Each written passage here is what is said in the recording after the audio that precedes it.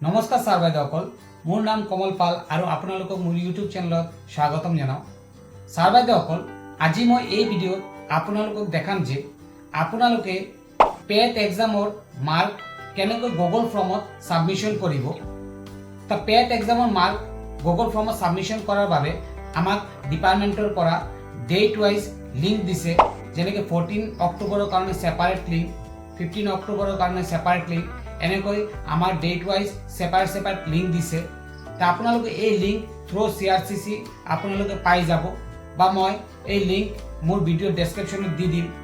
আপোনালোকে তাতে ক্লিক কৰি আপোনালোকে ষ্টুডেণ্টৰ মাৰ্ক সাবমিশন কৰিব পাৰিব। তে আপোনালোকে কেনেকৈ মাৰ্ক সাবমিশন কৰিব এইখন মই ফুল ডিটেইলছত আপোনালোকক দেখাই দিম।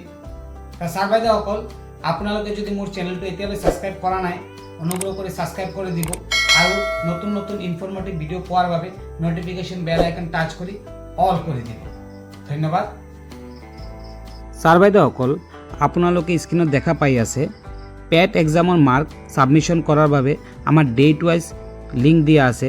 যেনেকৈ 14 অক্টোবৰত আপোনালোকে দেখা পাই আছে লিংক দিছে, 15 অক্টোবৰত লিংক দিছে। প্ৰতিটো ডেটত সেপাৰেট লিংক দিয়া আছে। তা আপোনালোকে যি ডেটৰ ষ্টুডেণ্টৰ পেট এক্সামৰ মাৰ্ক সাবমিশন কৰিব বিচাৰে সেই ডেটৰ লিংকত আপোনালোকে ক্লিক কৰিব। তা মই 14 অক্টোবৰৰ ডেটৰ লিংকত ক্লিক কৰি আপোনালোকক দেখাই দিম আপোনালোকে কেনেকৈ নাম্বাৰ সাবমিশন কৰিব। তা মই লিংকত ক্লিক কৰি আছোঁ 14 অক্টোবৰৰ, ইয়াতে ক্লিক কৰিলোঁ। ক্লিক কৰাৰ পিছত এতিয়া আপোনালোকে স্ক্ৰীনত দেখা পাই আছে ইয়াতে পেট লিখা আহিছে আৰু আমাৰ 14 অক্টোবৰ 2024 লিখা আহিছে, ক্লাছ 1 and 3 লিখা আহিছে আৰু সাবজেক্টটো লিখা আহিছে ইয়াতে ল্যাঙ্গুৱেজ বুলি। আৰু ইয়াতে আপোনালোকে দেখা পাই আছে মোৰ ইমেইল আইডিটো ইয়াতে আহিছে। আপোনালোকে যেতিয়া আপোনালোকৰ মোবাইলত ওপেন কৰিব তেতিয়া আপোনালোকৰ ইমেইল আইডিটো ইয়াতে শ্ব' কৰিব। আৰু যদি আপোনালোকে চেঞ্জ কৰিব বিচাৰে তেনেহ'লে আপোনালোকে সুইচ একাউণ্ট আছে ইয়াতে ক্লিক কৰি চেঞ্জ কৰিব পাৰিব। ইয়াৰ পিছত আপোনালোকে ইয়াতে দেখা পাই আছে এণ্টাৰ স্কুল ইউডাইছ কোড বুলি লিখা আহিছে। আমাৰ ষ্টুডেণ্টৰ মাৰ্ক সাবমিশনৰ কাৰণে ফাৰ্ষ্ট আমাৰ কি কৰিব লাগিব, স্কুলৰ ইউডাইছ কোড ইয়াতে এণ্টাৰ কৰিব লাগিব। তো মই কৰি আছোঁ। এণ্টাৰ কৰাৰ পিছত ইয়াতে আপোনালোকে দেখা পাই আছে এণ্টাৰ দ্য ক্লাছ, অৰ্থাৎ আমাৰ 14 অক্টোবৰত কোন কোন ক্লাছৰ এক্সাম হৈছে এইটো আমাৰ ইয়াতে এণ্টাৰ কৰিব লাগিব। তো মই চুজত ক্লিক কৰি আছোঁ, ইয়াতে আপোনালোকে দেখা পাই আছে ক্লিক কৰিলোঁ। এতিয়া আমাৰ 14 অক্টোবৰত ক্লাছ 1 আৰু 3 এক্সাম হৈছিলে, এইভাবে আমাৰ 1 বা 3 যি ক্লাছৰ ষ্টুডেণ্টৰ আমি মাৰ্ক এড কৰিম সেই ক্লাছটো আমি সিলেক্ট কৰিম। তো মই ক্লাছ 3 সিলেক্ট কৰি আছোঁ। ক্লাছ সিলেক্ট কৰাৰ পিছত ইয়াতে আপোনালোকে দেখা পাই আছে এণ্টাৰ ষ্টুডেণ্ট আইডি। ইয়াতে আমাৰ শিক্ষা সেতুৰ ষ্টুডেণ্টৰ আইডি কি কৰিব লাগিব, এণ্টাৰ কৰিব লাগিব। তো মই এণ্টাৰ কৰি আছোঁ। এণ্টাৰ কৰাৰ পিছত ইয়াতে আপোনালোকে দেখা পাই আছে কুৱেশ্যনছ বুলি লিখা আছে, অৰ্থাৎ আমাৰ ষ্টুডেণ্টৰ পেট এক্সাম হৈছিলে 10 মাৰ্কৰ 10টা কুৱেশ্যন আছিলে। ইয়াতে আমাৰ 1ৰ পৰা 10 লৈকে আছে গোটেইটো।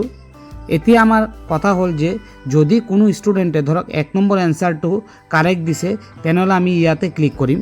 ইয়াতে ক্লিক কৰাৰ পিছত আমাৰ কি হ'ব, চাৰ্কেলটো ব্লু হৈ যাব। ধৰক 2 নম্বৰটো কাৰেক্ট দিছে, তো আমি কি কৰিম, আকৌ ইয়াতে ক্লিক কৰিম।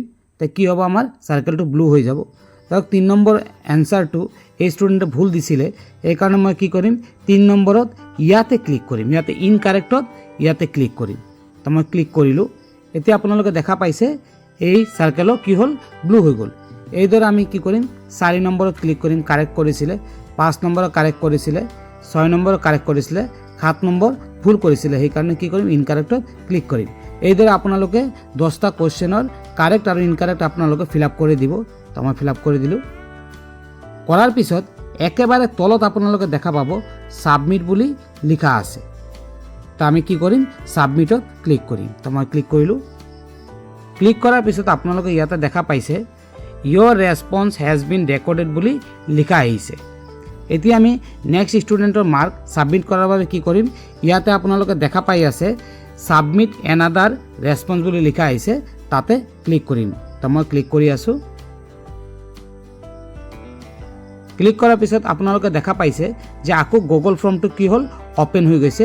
এতিয়া আমি সেম আগৰ নিচিনা ইয়াতে ডাইচ কোড ফিল আপ কৰি তাৰপিছত ক্লাছ সিলেক্ট কৰি ইয়াতে ষ্টুডেণ্টৰ শিক্ষা সেতুৰ আইডি ফিল আপ কৰি আমি আকৌ 10টা কুৱেশ্যন আমাৰ কাৰেক্ট ইনকাৰেক্ট সিলেক্ট কৰিব লাগিব। তাৰপিছত কি কৰিব লাগিব, সাবমিটত ক্লিক কৰিব লাগিব।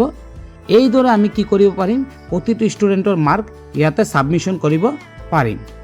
তো ছাৰ বাইদেউসকল, আপোনালোকৰ যদি মোৰ ভিডিঅ'টো ভাল লাগিছে তেনেহ'লে মোৰ চেনেলটো ছাবস্ক্ৰাইব কৰি দিব আৰু ন'টিফিকেশ্যন বেল আইকন টাচ কৰি অল কৰি দিব।